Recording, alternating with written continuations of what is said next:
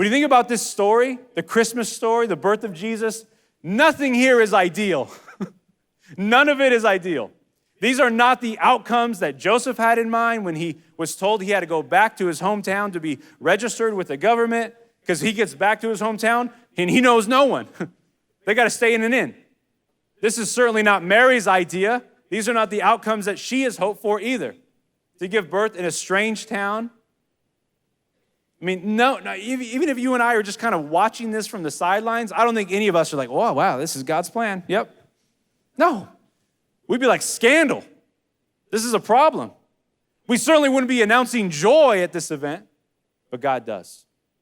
Regardless of what the outcomes look like, regardless of what the circumstances are. This is why you and I need this kind of joy, because it's a joy that goes beneath circumstances, deeper down than just circumstances. Look what the psalmist says there in your notes from Psalm chapter 4. He writes, "You have given me greater joy than those who have abundant harvests of grain and new wine." Now, check this out just for a second. He's saying those who have wine, that's a good thing, you can celebrate. And those who have a full harvest, which is a way of saying you're provided for, things are going well for your life, that's all good, right? In other words, there are real times for you and I when things are going right and we feel like life is well and I'm full, that we should celebrate. We should be happy. That is not a bad thing to do at all.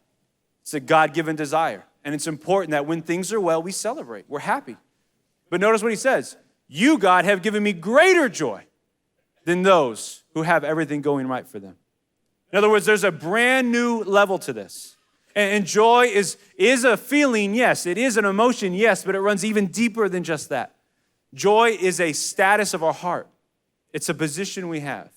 You see, joy is this. Joy is an inner happiness that God is God, no matter what. It's an inner happiness that God is God, no matter what's going on. Whether it's great, that's fine. I'm going to celebrate. I'm going to enjoy. I'm going to take it in. Or even if it's difficult, even if it's painful, even if it's very much a challenge to be excited about anything, especially Christmas, joy is still very permanent. Because what the psalmist says, the Apostle Paul continues to develop as this story of the Bible goes on.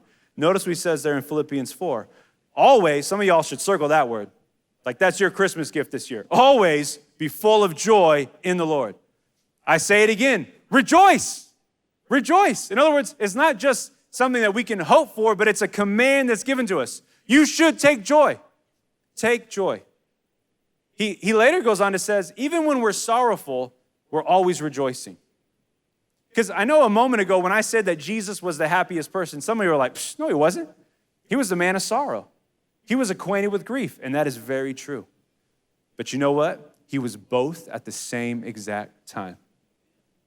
Joy can sit with sorrow. Joy can sit with pain. Happiness can be present in the midst of loss. It can. That's why you and I need this kind of joy. And I'm even noticing this in my own life. You know, I'm growing into my 30s now, and I realize when people ask me the question, hey, Fredo, how are you doing? That's a lot more of a difficult question than I ever would have thought. Because if I'm being honest and someone says, hey, how are you doing? Well, I'm doing good. Like there's a lot of things in my life that I should be celebrating. A lot of things for me that I should be taking joy in right now.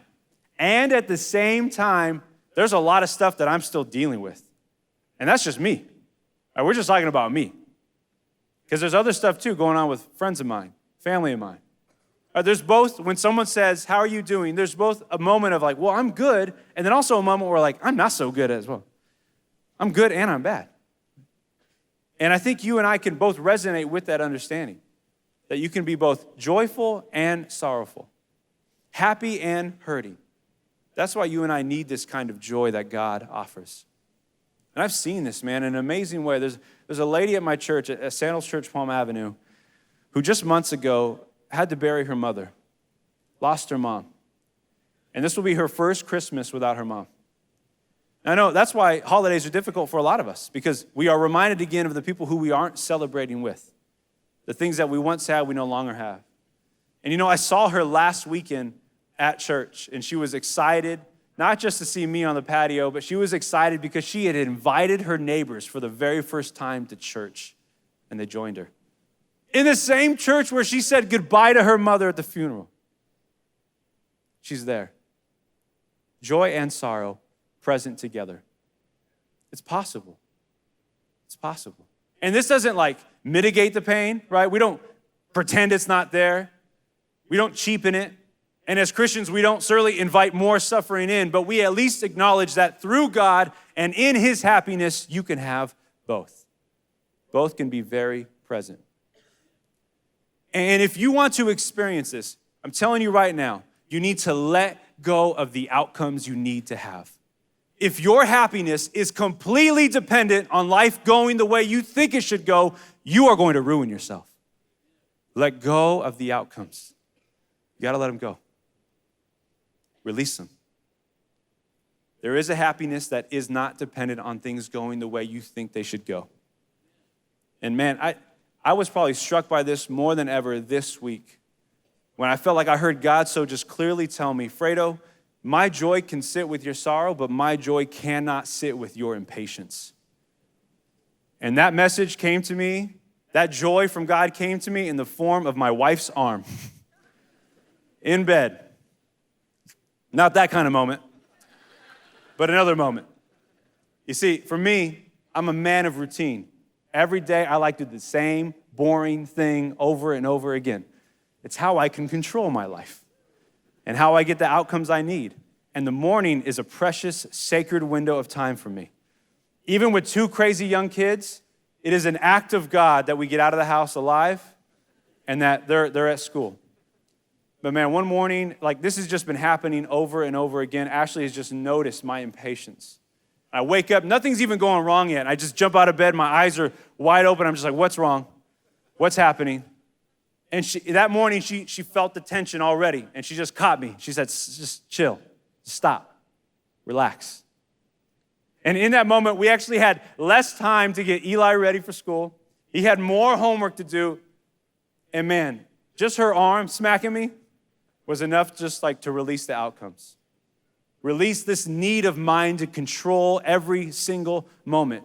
I can't do it, and neither can you. You cannot do it. You cannot control everything that happens to you.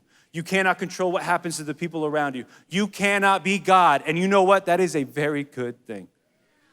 Because God is here. So be happy in him.